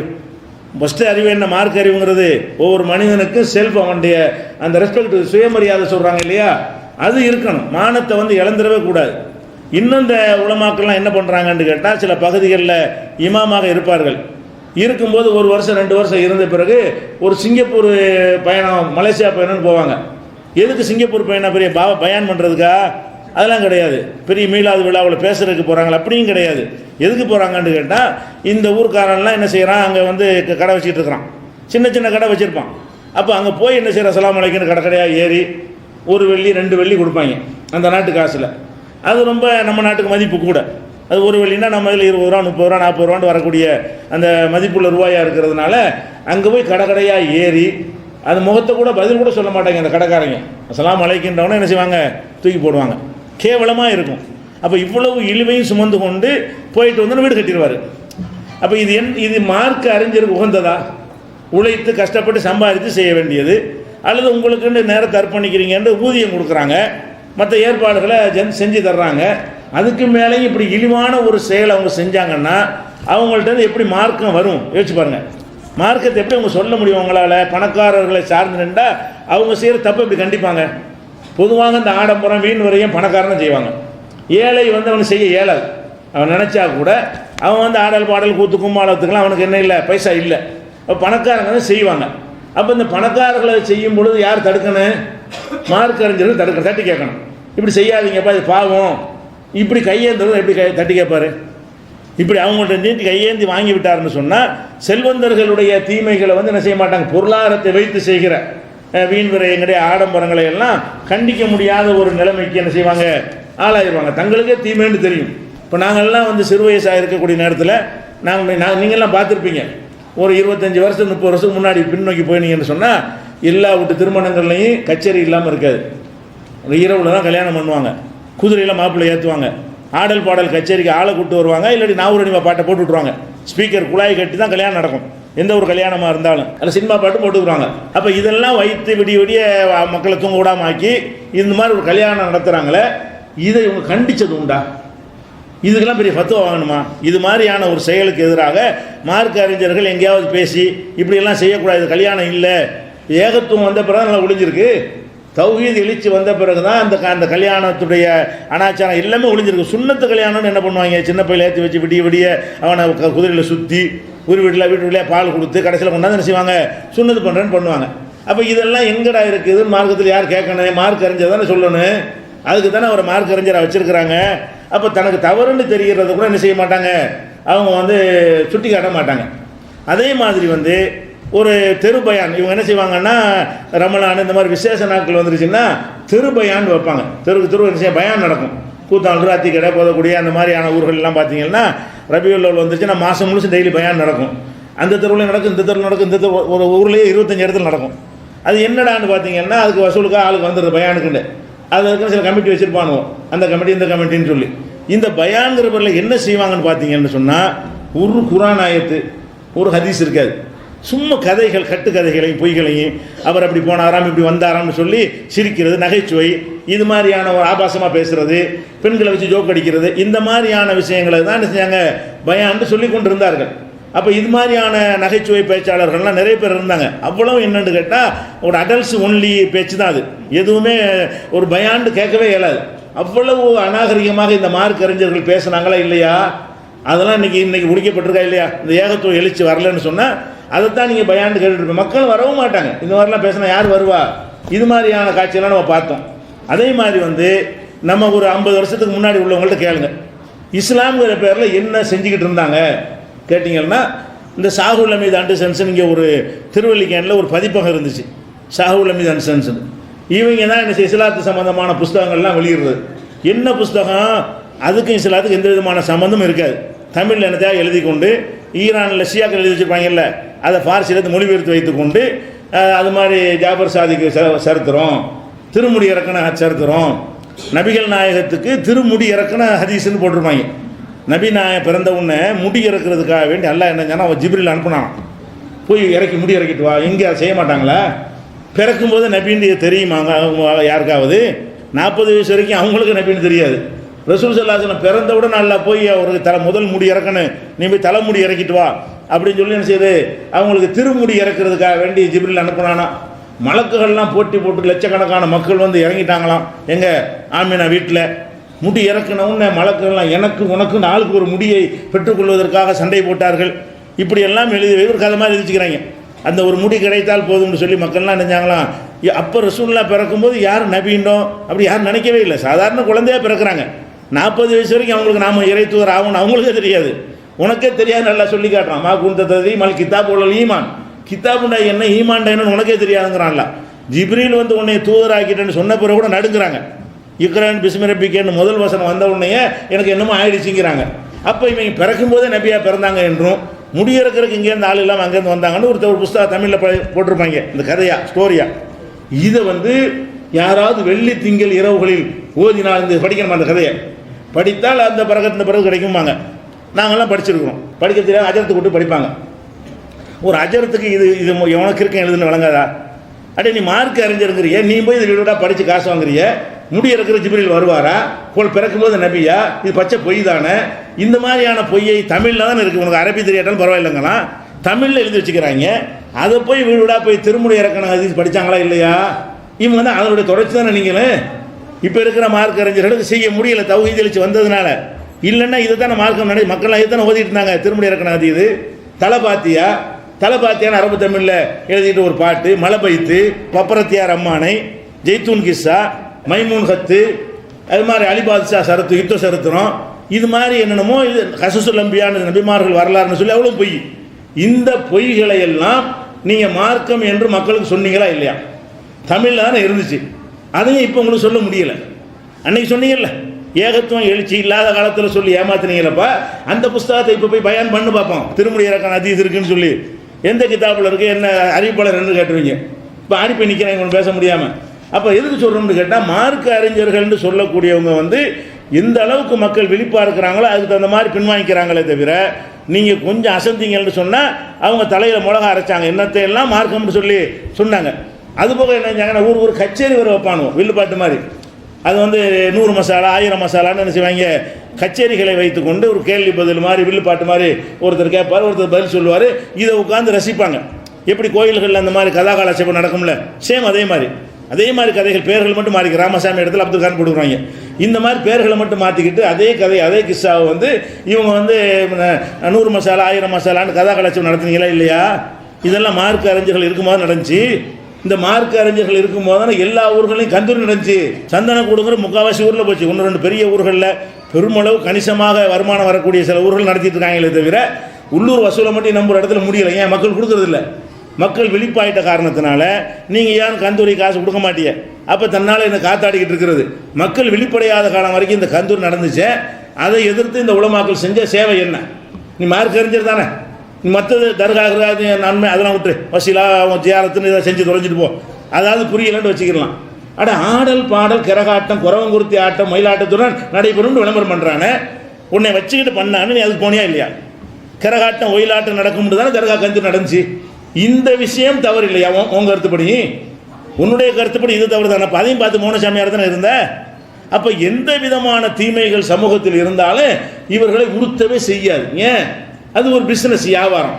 மார்க்க அறிவு என்பது என்ன செய்யுது? ஒரு வியாபாரம். அப்படிதான் இந்த குழந்தை பருவத்தில் ஆலிம்களாக இருப்பவர்கள் உருவாக்குவார்கள். நாங்கள்லாம் ஓதி கொண்டிருக்கும் பொழுது கூத்தாநல்லூரில் சங்கு வச்சுருப்பாங்க பெரிய பள்ளிவாசலில். யாராவது இறந்து போயிட்டாங்கன்னா சங்கு ஊதிடுவாங்க. பள்ளிவாசலில் போய் சொல்லணும். சொன்னோன்னே சங்கு ஊதுனா என்ன செய்வாங்க? ஊர் மக்கள்லாம் யாரோ ஒருத்தர் மூத்தா போயிட்டான்னு விளங்கிடுவாங்க. வாசலில் போனால் பள்ளிவாசலில் அவர் பேரை எழுதி போட்டு வச்சுருப்பாங்க. அப்போ சங்கு ஊதுனா என்ன அர்த்தம்? சங்கு ஊதுக்கு மௌத்துக்கு சம்மந்தம் இல்லை. என்ன அர்த்தம் ஆயிடுச்சுன்னா இறந்துட்டார்னு அர்த்தமாச்சுல. மதரசாவில் உட்காந்துருப்போம் பாடத்தில் சங்கு ஊதுன்னு அல்ஹம்துலில்லாஹ்மாங்க. அஜர்த்து மாணவர் நாங்கள் தான், நாங்களும் சேர்ந்துக்கிட்டு தான். நல்ல வேட்டை 3, 7, 40 ஒரு 20 ஃபங்க்ஷன் ஆயிடுச்சு, 20 வருமானம் ஆயிரும். ஒரு சங்கு ஊதுனா ஒரு வருஷத்தில் 20 நாளைக்கு வேட்டை இருக்குது. அஜர்த்தும் ஜோக்கா எங்கள்கிட்ட சொல்லுவார், நாங்களும் செய்வோம், அது சந்தோஷமாக ஏற்றுக்கிறோம். இன்னும் இல்லை சொல்ல மாட்டோம். ஒரு மரண செய்தியை கேட்டால் கூட அல்ஹம்துலில்லாஹ்னு சொல்கிற அளவுக்கு தானே மாணவர்கள் அப்படி தானே உருவாக்குறீங்க. அப்போ பொருளாதாரத்துக்காக வேண்டி என்ன வேண்டாலும் செய்யலாம். பொருளாதாரத்துக்கு தான் இதை நம்ம படிக்கிறோம், இதை வச்சு எந்த அளவுக்கு ஏமாற்ற முடியுமோ செய்யலாம். அதனால தான் வேணாங்கிறோம், உலமாவே வேணாங்கிறோம். மார்க் அறிஞராக கற்றுட்டு வாங்க. மக்கள் கேட்டாங்கன்னா குரானை எடுத்து காட்டி இந்த இருக்குது, இதுலேருந்து இப்படி விளங்குதுன்னு சொல்லி கொடுங்க, கற்றுக் கொடுங்க. தீர்ப்பு வழங்காதீங்க. நீங்கள் கற்றுக் கொடுங்கன்னு அர்த்தம், நீ எதை வைத்து அது கூடும் விளங்குனியோ அதை வைத்து மக்களுக்கு வழங்க வை. இந்த ஆயத்தின் அடிப்படையில் இது கூடும், இந்த ஹதீஸ் அடிப்படையில் இது கூடாது, இந்த ஹதீஸ் அடிப்படையில் இது பிதஅத்து.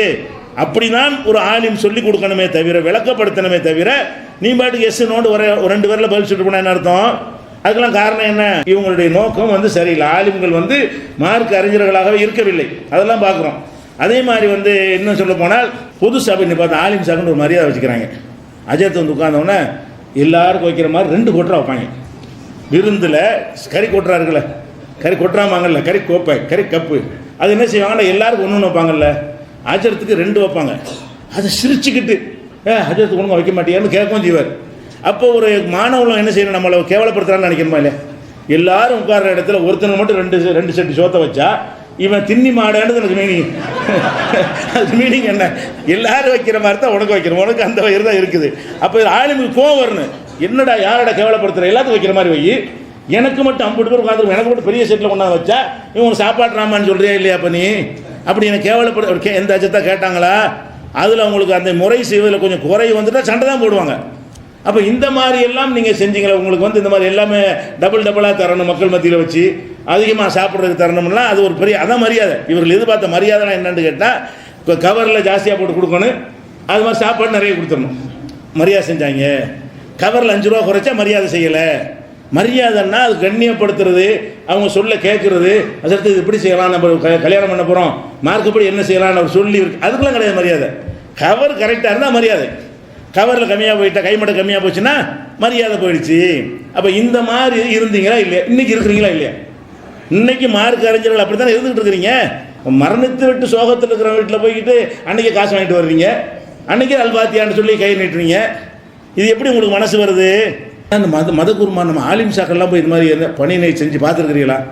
அஜத் மாதிரிலாம் போய் வெள்ள நிவாரண பணி, புயல் நிவாரண பணி, சுனாமி நிவாரண பண்ணிட்டு போய் என்னப்பா தூக்கு அது தூக்கு எதுக்கு, இதெல்லாம் நன்மையான காரியம் தானே, எல்லாம் செய்யணும்னு நீங்கள் விளங்கி தானே வச்சுருக்கீங்க. மக்களுக்கு சொல்கிறீங்கல்ல அந்த உதவி செய்யணும் இந்த உதவி செய்யணும்னு. இப்படியெல்லாம் நீங்கள் இந்த ஆலிம்கள் செஞ்சு பார்த்துருக்குறோமா? ஏன் நீங்கள் தானே செய்யணும்? முக்கியமாக மார்க் அறிஞர் நீங்கள் தானே, பாதிக்கப்பட்டவனுக்கு உதவுற கடமை தானே. ஆலிம் சா ஒரு ஆள் ஆக்சிடென்ட்டில் 4-5 பேர் செத்ததுக்காக மட்டும்தான் வசூல் பண்ணியிருக்காங்க எனக்கு தெரிஞ்சு. ஆலிம்கள் யாரோ கொடைக்கானல் விபத்தில் இறந்ததுக்காக வேண்டி அதுக்காக மாத்திரம்தான் இவர்களுடைய வரலாற்றில் வசூல் பண்ணி இருக்கிறார்களே தவிர, எவ்வளவு நாட்டில் நடக்குது, எவ்வளவு இழப்பு, எவ்வளவு பாதிப்பு, எவ்வளவு கஷ்டம், எவ்வளவு மக்கள் சிரமப்பட்டாங்க. கோயமுத்தூர் இந்த குண்டுவெடிப்பை காரணம் காட்டி பெரிய ஒரு கலவரத்தை மூட்டினார்களே, அதில் பாதிக்கப்பட்ட மக்களுக்காக போய் நின்று செஞ்சது என்ன? அது ஒரு யூனியன், ஜமாத்துலனோ யூனியன் மாதிரி வச்சுக்கிறது, அவங்க சேர்ந்துக்கிட்டு சம்பளத்தை கூட்ட போகிறது, இந்த மாதிரியான மேட்டருக்கு மட்டும்தான் பயன்படுத்துகிறார்களே தவிர, உங்களால் மக்கள் அடைந்த நன்மை என்ன? உங்கள் சொல்ல கேட்கவா செய்யறான, சிந்திச்சாது பார்க்கணுமா இல்லையா? நீங்கள் கூட்டம் முடி 23-43 பேரை வச்சுட்டு கூட்டம் போட்டால் கூட ஸ்டேஜில் உள்ள ஆட விட கீழே மக்கள் கம்மியாக தானே இருக்கிறாங்க. அப்போ எதனால் அந்த நிலைமை, எதனால் அந்த இழிவு வருது? பொய்களை ஏற்றுக்கிற தயாராக இல்லை. விளங்காத காலத்தில் ஏற்றுக்கொண்டார்கள். காலம் மாறிவிட்டது. குர்ஆனுடைய தமிழாக்கத்தை மக்கள் தாங்களே வாசித்து கொண்டிருக்கிறார்கள். ஹதீஸுகள் இல்லாத காலம் இருந்தது. ஹதீஸுகள் தமிழில் வந்துருச்சு. அதுக்கு வந்து கிடையவே கிடையாது, எடுத்து பார்க்குறது கூட நீங்கள் நினைச்சாலும் கிடைக்காது. இந்த ஏகத்துவ எழுச்சி வந்த பிறகு தானே ஹதீஸுகள்லாம் தமிழாக்கம் வந்துகிட்டு இருக்குது. புகாரி வேணுமா முஸ்லீம் வேணுமான்ற ரசூலுல்லாஹ் என்ன சொன்னாங்க என்ற செய்தி கூட எங்கள் தகப்பனாருக்கு தெரியாத, உங்கள் தகப்பன்மார்களுக்கு தெரியாத, உங்களுக்கு தெரியுத. ஏன் தமிழில் கிடைக்குது? புகாரியே தமிழில் இப்போ தான் வந்திருக்குது. முஸ்லீமே ஏன் அவன் மக்கள்லாம் இருக்கிறாங்கங்கிறனால அவன் வெளியிடவும் செய்வான். விற்கணுமா இல்லையா? எவனும் புகார்னா என்னன்னு தெரியாத காலத்தில் புகாரி அச்சுட்டாண்டா யார் வாங்குவா? அவன் இல்லை, ஒரு கமர்ஷியல் ஏதாவது இருந்தால் தான் ஒருத்தர் செய்ய முடியும். அவன் ஏகத்துவ மக்கள் தான் புகார்னா தெரிஞ்சுட்டாங்க, முஸ்லீம்னா தெரிஞ்சு வச்சுட்டாங்க, படிப்பாங்க, நம்ம இதை மார்க்கெட் பண்ணலாம் என்று கமர்ஷியலாக செய்ய நினச்சா கூட அந்த அளவுக்கு இன்றைக்கி அந்த எல்லா ஹதீஸுகளையும் மக்கள் வாங்கி வச்சுருக்காங்களா இல்லையா? அது அவசியத்தை வளம் இது மாதிரி இருந்துச்சா முன்னாடி? அப்போ இந்த மாதிரியான ஒரு தெளிவுகளை அவங்க ஏற்படுத்தாமல் நினைச்சிட்டாங்க. மக்களை குழப்பி இருந்த காரணத்தினால இவங்கெல்லாம் ஆலிம்கள் கிடையாது. ஆலிம்கள் கரெக்டாக சொன்னால் நம்ம கேட்கலாம், எல்லாத்தையும் நம்மளே போய் படிக்கணுங்கிறதுல முடிஞ்சளவுக்கு பாடுபடுங்க. ஒன்று ரெண்டு அரிதான மசாயல்கள் உங்கள் தொழுகைக்குள்ளே நீங்கள் தெரிஞ்சா வச்சுக்கிறேன்னு, உங்கள் நோம்புக்குள்ளே நீங்கள் தெரிஞ்சுக்கிறேன்னு, அவங்கவுங்க வாழ்க்கையில் அன்றாடம் சந்திக்கிற விஷயங்களை அவங்க அறிஞ்சு வச்சுக்கிறங்க. அரிதாக வரக்கூடிய சந்திக்கிற விஷயங்களாக இருந்தால் உங்களுக்கு வராமல் அடுத்தவருக்கு வரும், அதுக்கு விளக்கம் சொல்ல வேண்டி வரும். அது மாதிரி விஷயங்களாக இருந்தால் உங்களுக்கு முடிஞ்சால் கற்றுக்கிறங்க, இல்லைன்னா தெரிஞ்சவங்கள்ட்ட கேளுங்க. தெரிஞ்சவங்க என்ன செய்யணும், சொல்லி கொடுக்கணும். சொல்லி கொடுக்குறேன்னு அர்த்தம், பார்த்தீங்கன்னா இந்த ஆயத்து இருக்கா, இந்த கருத்து இதில் இருக்கா, இதில் அடங்கி இருக்குதா, இதாங்க விளக்கம்னு சொல்லி அவனுக்கு புரிய வச்சா அவன் ஆலிமாயிரும். அந்த விஷயத்தில் ஆலிம் என்றால் அடுத்தவனுக்கு ஆலிம் ஆக்கணுங்க, அவன் தான் ஆலிமு. ஆலிம்னா என்னமோ சொன்னதெல்லாம் கேட்கக்கூடிய அந்த பாதிரியார்கள் குருமார்களுக்கு இருக்கிற அந்தஸ்து மாதிரி கொடுத்து அவர் சொன்னால் கண்ணை மூடிட்டு பின்பற்றணும், அது கிடையாது. இது விளங்கிக்கணும். இப்படி இல்லாமல் நம்ம போனோம் என்று சொன்னால் அல்லாஹ் என்ன செய்யறான்னா மறுமை நாளில் காட்டுறான். நல்லா விளங்கிக்கங்க. இந்த அஜத்து சொன்னார், மௌலானா சொன்னாங்க, பெரிய ஷேக்கு சொன்னாங்க, பெரிய தாடி வச்சிருந்தார், பெரிய தலைப்பா வச்சிருந்தார் சொல்கிறோம்ல, இவருடைய கெதி என்ன ஆகும் என்று சொன்னால் இப்போ யக்கூலு லுஅஃபாவு லில்லதீன இஸ்தக்பரு, நரகத்தில் கிடக்கக்கூடிய சாதாரண பாமர மக்கள் சொல்வார்கள், லில்லதீன இஸ்தக்பரு, பிரமுகர்களை பார்த்து சொல்வார்கள். சாதாரண மக்கள் யாரை பார்த்து சொல்லுவாங்க? பிரமுகர்களாக இருக்காங்களா, முத்தவள்ளியாகவும் அஜர்த்துமார்களாகவும் நரகத்தில் ஊழும் கிடப்பா அவளும் கிடப்பா. அப்போ சொல்லுவாங்களாம், இன்னா குன்னாலக்கும் தபான், ஏப்பா நாங்கள் உங்களை பின்பற்றி தானப்பா இப்படி போயிட்டோம், உன் சொல்ல கேட்டு தானடா நீனு வந்து கிடக்கிறேன் நானும் கிடக்கிறேன். ஃபஹல் அன்தும் முகுனூன் அண்ணா நசீபம் என்னன்னார், நீங்கள் அஜர்த்துமார்களாக தான் இருக்குது, இவங்க சொல்ல தானே கேட்டோம், இந்த அதாப்பை கொஞ்சம் குறைக்கிறதுக்கு ஏதாவது பண்ணுங்கண்ணப்பா அப்படின்னு யார் கேட்பாங்களாம்? பாமர மக்கள். நம்மளை மாதிரி பாமர மக்கள் வந்து இவங்கள மாதிரி பண்டிதர்கள்ட்ட போய் கேட்பாங்க நரகத்தில், ரெண்டும் நரகத்தில் கிடக்கும்போது. அவங்க என்ன சொல்லுவாங்க தெரியுமா? இன்னா குள்ளுன் ஃபியர், நாங்கள் தானே கிடக்கிறோம், எங்கள்கிட்ட வந்து கேட்குறேன், நீங்கள் கிடக்கிற மாதிரி நான் தானே கிடக்கிறேன், நான் எப்படி உனக்கு குறைக்கிறது? நான் என்ன வேறு இடத்துல இருந்தால் உன்னை காப்பாற்றுக்கு தான் பண்ணுவேன், நானும் வந்து கிடக்கிறேன் நீனு வந்து கிடக்கிற, இன்னா குள்ளுன் ஃபியா, நம்ம எல்லாரும் இங்கே தானே கிடக்கிறோம் என்று சொல்லிவிடுவார்கள். இன்னல்லாஹ் கத் ஹக்கம பைனல் இபாத், அடியார்களுக்கு அல்லாஹ் தீர்ப்பளித்து விட்டால் நீ ஒன்றும் செய்ய முடியாது, எங்களால் ஒன்றும் செய்ய முடியாதுப்பா என்று யார் சொல்லுவாங்களாம்? இந்த மௌலவிமார்கள் அஜர்த்துமார்கள் மதகுருமார்கள் சொல்லி கொண்டிருந்தார்களே, நாங்கள் சொல்வதால் ஃபத்வா எங்களுக்கு எடுத்தால் இது செய்யணுன்றார்களே, அவர்கள் அங்கே வந்து என்ன செய்வாங்க? உங்களை காப்பாற்ற மாட்டார்கள். அவங்க சொல்ல கேட்டதுனால நீங்களும், உங்களுக்கு தவறான தீர்ப்பு சொன்னதுனால அவங்களும் நரகத்தில் கிடப்பார்கள் என்று அல்லாஹ் இந்த வசனத்தில் எடுத்து காட்டுகிறான். அதே மாதிரி ஓ பரசூல் இல்லா, இது வந்து 40-48 இருக்கிறது. ஓ பரசூல் இல்லாஹி ஜமியன் ஓ கால லோஃபாவுல் இல்லதி நஸ்தக்பரு. அப்போ இந்த லோஃபாக்கள், அதாவது சாதாரண பாமர மக்கள் சொல்வார்கள், லில்லதி நஸ்தக்பரு, பெரியவர்களாக நினைத்து கொண்டிருந்தார்கள், அவர்களை பார்த்து சொல்வார்கள், இன்னா குன்னாலுக்கும் தபான், நாங்கள் உங்களைத்தான் பின்பற்றினோம். ஃபஹல்லந்து முகுனூன் அண்ணா மின் மின் அதாபில்லாஹி மின் செய்யின், அல்லாஹ்வுடைய அதாபில் கொஞ்சமாவது எங்களுக்கு நீங்கள் காப்பாற்ற மாட்டீங்களா என்று கேட்பார்கள். காலு, அப்போ அதற்கு மாதிரிலாம் சொல்லுவாங்களாம், லவ்லா லவ் ஹதான் அல்லாஹுல ஹதைனாக்கும், அல்லாஹ் எங்களுக்கு நேர்வழி காட்டினா உங்களுக்கு காட்டி எங்களுக்கு காட்டலையா அல்லா அப்படிம்பாங்க. நரகத்தில் உடைய இழுத்து தள்ளிவிட்டு, ஏன்டா உன் சொல்ல கடத்த நான் வந்துட்டேன் எங்களை காப்பாற்றுன்னு சொன்னால் அப்போ என்ன சொல்லுவாங்க இந்த அஜர்த்துமார்கள்லாம் மதகுருமார்கள்லாம்? எங்களுக்கு அல்லா நேர்வழி காட்டலையே, எங்களுக்கு காட்டின வழியை உங்களுக்கு காட்டிட்டு போயிட்டோம், எங்களுக்கு அல்லா நேர்வழி காட்டியிருந்தா உங்களுக்கு நாங்களும் காட்டியிருப்போம் அப்படி சொல்லுவாங்களாம். லவ் ஹதான் அல்லாஹுல ஹதைனாக்கும், அல்லாஹ் எங்களுக்கு நேர்வழி காட்டியிருந்தால் உங்களுக்கு நாங்களும் நேர்வழி காட்டியிருப்போம். சவாவுன் அலைனா ஜசைனா சபர்னா, நம்ம துடித்தாலும் கதறினாலும் சகித்தாலும் எல்லாம் நமக்கு ஒன்று தான், ஒன்றும் செய்ய முடியாது, ஒன்றும் நடக்க போகிறது கிடையாது. நீ துடித்தாலும் இதான் நடக்கும், பொறுத்து கொண்டு இருந்தால் அது நடக்கும், எந்த மாற்றமும் ஏற்படாதுடா தெரிஞ்சுக்கடான்னு சொல்லி அப்போ தான் கரெக்டான மாதிரி சொல்கிறாங்க. எப்போ நரகத்தில் போய் விழுந்தவுடனே அப்போ தான் கரெக்டான ஒரு விஷயத்தை சொல்கிறாங்க. இப்படின்னு சொல்லி மாலனா மி மஹீஸ், நமக்கு தப்பிக்க எந்த வழியும் இல்லை அப்படின்னு சொல்வதாக 14:21 அல்ல என்ன செய்கிறான் சொல்லி காட்டுகிறான். அதே மாதிரி வந்து 166-167 இத்த பர்ற அல்லதி நத்துபிவு மினல்லதி நத்தபவு, யார் வந்து பின்பற்றினார்களோ அவர்கள் பின்பற்றிய தலைவர்களை விட்டு விலகிக் கொள்வார்கள். ரெண்டு பேரும் என்ன செய்வாங்க? விலகிக் கொள்வார்கள். ஒத்த கத்தாத்து பிஹிமுல் அஸ்பாப், அவங்களுக்குள்ள உறவுகள் எல்லாம் முடிஞ்சு போயிடும். இங்கே அசுத்துனாங்களே அங்கெல்லாம் பார்க்கவே மாட்டாங்க, ரெண்டு பேரும் பிரிஞ்சுக்கிடுவாங்க. இப்போ கால அல்லது நத்தபவு, இந்த பின்பற்றிக்கு வழிகட்டு போன பாமர மக்கள் இருக்காங்களே அவங்க சொல்லுவாங்களாம், லவ் அண்ணலனா கர்ரத்தன், திரும்பி ஒரு அல்லா ஒரு வாய்ப்பு தந்தால், தெரியாமல் வந்து கிடக்கிறோம், திரும்பி ஒரு கால ஒரு வாய்ப்பு தந்தால் நத்தபர்ரா மின்ஹும், அப்போ நாம் விலகி கொள்ளலாம். கமாத்த பர்றவும் மின்னா, இவங்க நம்மளை இப்போ விலகி போயிட்டாங்களே அந்த மாதிரி நாங்களும் விலகி இருப்போம், சேர மாட்டான்ல அப்படின்னு சொல்லுவாங்களாம். கதாலிக்க யுரீஹுமுல்லாஹு அமாலஹும் ஹஸராத்தின் அலைஹிம், இப்படித்தான் அவருடைய செயல்களை அவர்களுக்கு நஷ்டமாக கேடாக அல்லாஹ் எடுத்து காட்டுகிறான். ஒமாஹும் பி ஹாரிஜின மினன்னார், இவர்கள் நரகத்திலிருந்து வெளியேறப் போவது கிடையாது. 2:166 167 சொன்னான். அப்போ என்னது, மத குருமார்கள் சொன்னார்கள் என்ற ஒரு காரணத்தை வைத்துக்கொண்டு ஆதாரத்தை கேட்காமல், எந்த ஹதீஸில் இருந்து இதை சொன்னா என்று கேட்காமல், எந்த ஆயத்தின் அடிப்படையில் சொன்னா என்று கேட்காமல் அஜர்த்து சொன்னது மட்டுமே போதும் என்று நீங்கள் போனால் அதுக்கு ஏற்பட்ட விளைவு என்ன, இந்த மாதிரியான ஒரு நிலைமை ஏற்பட்டு வரும். அதே மாதிரி இது 2:167 33 66 67 இதை விட கடுமையான முறையில் எல்லாம் எச்சரிக்கிறான். யௌமத்து கொல்லபு உஜூஹும் பின்னார், இவங்களுடைய முகங்களை நரகத்தில் போட்டு புரட்டப்படும். சில மக்களுடைய முகங்களை நரகத்தில் போட்டு எல்லாம் புரட்டுவான். புரட்டும் போது அவங்க என்ன செய்வாங்களா, யக்கூலுன சொல்வார்கள், யாழைத்தனா அத்தான அல்லாஹ் அத்தான ரசூலா, நாங்கள் அல்லாஹ் சொல்ல கேட்டிருக்கலாமே, ரசூல் சொல்ல கேட்டிருக்கலாமே, கேட்காம வந்துட்டோமே. ஓ காலு ரப்பனா, எங்கள் இறைவா, இன்னா அத்தானா சாதத்தனா ஓ குபரானா, எங்களுடைய செய்துமார்கள் தலைவர்களுக்கும் எங்கள் பெரியார்களுக்கும் கட்டுப்பட்டோம். அலலுன சபீலா, எங்களை வழிகெடுத்து நாசமாக்கிட்டாங்களா இல்லான்னு புலம்புவாங்களாம். எப்போ நரகத்தில் போடும்போது தான் தெரியும் இவர்கள் காட்டியது மார்க்கம் அல்ல. மார்க்கம் இல்லை நல்லா தெரியத்தானே செய்யுது. மார்க்கம்னா குரானை வச்சு சொல்லு, மார்க்கம்னா ஹதீஸை காட்டி தீர்ப்பளி. நீ நினச்சதை சொல்லிக்கிட்டு தீர்ப்பளிக்க சொன்னீங்கன்னா அப்போ நீ எங்களை கெடுத்து நாசமாக்கிட்டதுன்னு அர்த்தம். இப்படியெல்லாம் பயங்கரமான ஒரு விளைவுகள் ஏற்படும் என்று அல்லாஹ் சொல்லி காட்டுறான். அதனால் உலமாக்களை எல்லாரும் உலமாவாக ஆக முடியாது, முழுசு அனைத்தும் அறிவதற்காக வாழ்க்கை அர்ப்பணிக்க முடியாது. உங்களுக்கு தேவையானதை என்ன செய்யணும், குர்ஆன் அடிப்படையில் அறிந்து கொள்ள வேண்டும். அப்படி அறியாத விஷயம் இருக்குமே, அதனால் யார் அர்ப்பணித்திருக்கிறார்களோ அவங்கள்ட்ட கேட்டு தான் தெரிந்து கொள்ள முடியும். கேளுங்க. ஆனால் கேட்கிறவர் என்னவாறு, அவர் என்ன தகுதி இருக்கணும் என்றால் குர்ஆனிலிருந்து எடுத்து உங்களுக்கு தீர்ப்பு தர வேண்டும், ஹதீஸை எடுத்து காட்டி என்ன செய்யணும், தீர்ப்பு தர வேண்டும். அதில் உங்களுக்கு ஏற்படுற சந்தேகத்தை எல்லாம் தீர்க்கும் வகையில் அதை புரிய வைக்க வேண்டும்.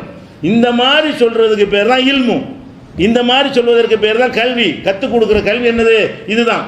அப்போ ஒரு 4344 7327 என்ன கணக்குன்னு அஜர் வாத்தியார் என்ன செய்கிறாரு, 8400 சொன்னால் கணக்காயிருமா? சொல்லி கொடுக்கணும். பாரு 1 2 3 ஆச்சா, அப்படி 4 ஸ்தானத்தை எழுதி இதை எதையும் கூட்டி காட்டி இந்த 10 அதான் கணக்கு சொல்லி கொடுக்குற முறை. 2 பெரிய நம்பரை போட்டு இதுக்கு விட என்ன தெரியுமா 8300, அவன் எப்படி நாளைக்கு ஒரு கணக்கு கூட்டுவான்? சொல்லி கொடுக்குறேன்னு இல்மு உள்ளவன் கல்வி உள்ளவனாக இருந்தால் அவன் எப்படி அவன் செய்வதற்கு ஏற்றவாறு சொல்லிக் கொடுக்கணும். ஒரு கணக்கு சொல்லி 4 ஸ்தானம் நம்பராக இருந்துச்சுன்னு சொன்னால் என்ன செய்யணும், முதல்ல ஒரு 4 ஸ்தானம், அடுத்து ஒரு 4 ஸ்தானம்னா அது எப்படி கூட்டுறது? முதல்ல இந்த மாதிரி ஒத்தப்படை என்ன கூட்டு, அப்புறம் 10 கூட்டு, அப்புறம் 100 ஸ்தானத்தை கூட்டு, அப்புறம் 1000 கூட்டுன்னு சொல்லி என்ன செய்யணும், அதை சொல்லி கொடுத்து செஞ்சால் அவன் புரிவான். நாளைக்கு 4 பேர் சொல்லுவான், அவனுக்கு இல்மு கிடச்சிருக்கப்ப. இல்மு ஒன்றை இருந்தால் அது எங்களுக்கு கிடைக்கணும், அதான் இல்முங்கிறது. கல்வி எனக்கு இருக்குமையானால் நான் உங்களுக்கு சொல்லித் தருவதன் மூலமாக உங்களுக்கு ஒரு கல்வி கிடைக்கணும். உங்கள்கிட்ட இருக்கிற கல்வியிலேருந்து எங்களுக்கு என்ன கிடைக்குது? கூடுமா, ஹலாலா? அது கூட ஒரு பேர் சொல்ல மாட்டாங்க, இது ஹலாலா, இதை சாப்பிடலாமா, நீ ஷாபியா ஹனபி அதை சொல்லு அப்படின்னு கேட்பாங்க. அது கூட ஒரு தீர்ப்பு கிடையாது. ஷாபி அப்பனா கூடும், இதில் என்ன இல்மு இருக்குது, இதில் என்ன விளங்கிட்டிய, இது என்ன, இதுலேருந்து விளங்கின விஷயம் என்ன, ஒன்றும் இல்லை. அப்போ இது இந்த ஆயத்து இருக்குங்க, இது இந்த மாதிரி ஹலால்னு சொல்லுது, இது ஹராம்னு சொல்லுது, இதான் அது முடிவுன்னா இல்மு அதுக்கு பேர். அப்போ ஆலிமு என்பது இல்மு இருப்பவருக்கு பேர் தான் ஆலிம். இல்முல இருந்தால் ஆலிம் வருது. இல்முனா கல்வி, ஆலிம்னா கல்விமான். கல்விமானாக இருக்கிறவங்க தானே ஆலிமாக இருக்க முடியும். நீங்கள் என்னைக்கு கல்விமானா நீங்கள் இருந்தீங்க, வெறுமனே பில்டப் கொடுத்த தோற்றத்தில் என்ன செய்றீங்க, கல்விமானா ஆக்கி காட்டுறீங்க. நீங்கள் மெம்பரில் ஏற்பு பார்த்தா உங்களுக்கு தெரியுங்க எந்த அளவுக்கு இவங்க போய் சொல்கிறாங்கன்னா. ஷாபி மதுஹப் இருக்கிற ஊர்கள் இருக்குல்ல, அந்த ஊர்களெலாம் நீ போனீங்கன்னு சொன்னால் பள்ளி வாசலில் உட்காந்து கொண்டு பச்சையாக போய் சொல்லுவாங்க. எப்படி போய் சொல்லுவாங்க, அஜர்த்து மெம்பரில் ஏறுவார்.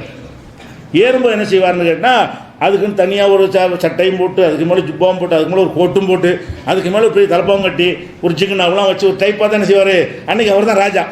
அந்த மாதிரி ஸ்டைலில் மெம்பரில் எப்படி ஏறுவாங்க, சும்மா படியில் ஏற வேண்டியானே, ஒரு வச்சு அடுத்து நின்று அப்படி நின்று இப்படி ஏறுவாங்க. எது, ஒரு படியில் ஒரு காலை வச்சு அடுத்த படியில் ஒரு காலை, அப்படி தான் படியில் ஏறுவோம். இவர் எப்படி ஏறுவார், ஒரு காலை வச்சு அடுத்த காலையை வச்சு அப்படி நின்றுட்டு ஒரு போஸ் கொடுத்துட்டு இது ஏறுவார்.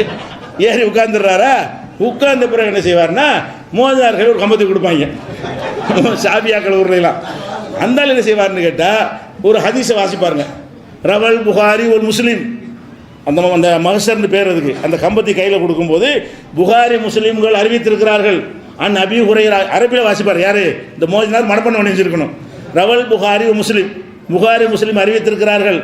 அபீ ஹுரைரா ரலியல்லாஹு அன்ஹு, அபூ ஹுரைரா வழியாக அறிவித்திருக்கிறார்கள்.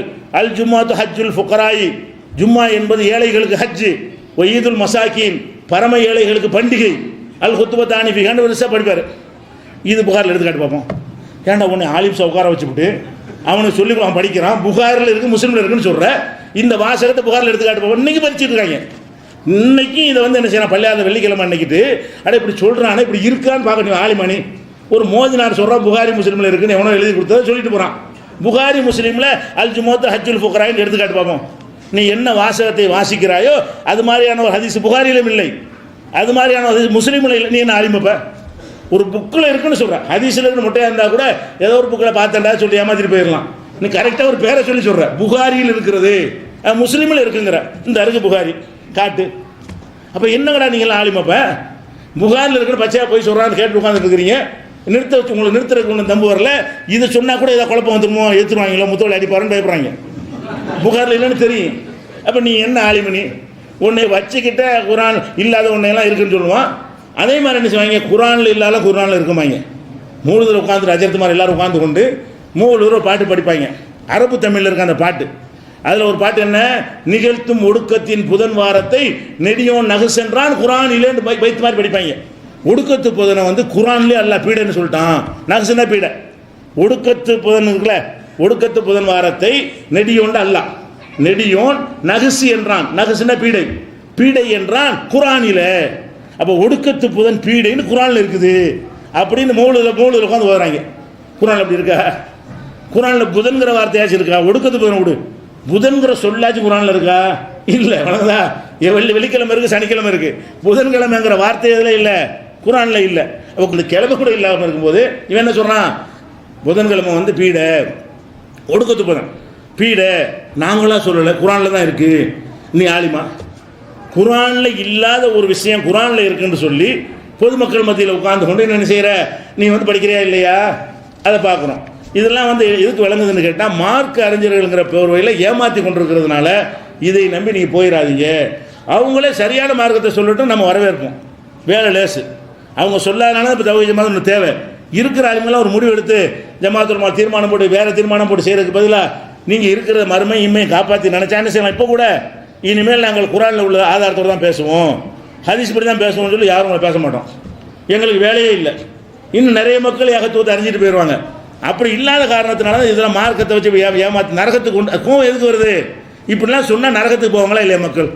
நரகத்துக்கு போகிற வேலையை செஞ்சால் அவனை திட்டம் எப்படி இருக்கிறது? அந்த ஒரு கோபத்தினால தான் இதெல்லாம் சொல்ல வேண்டியிருக்கிறது.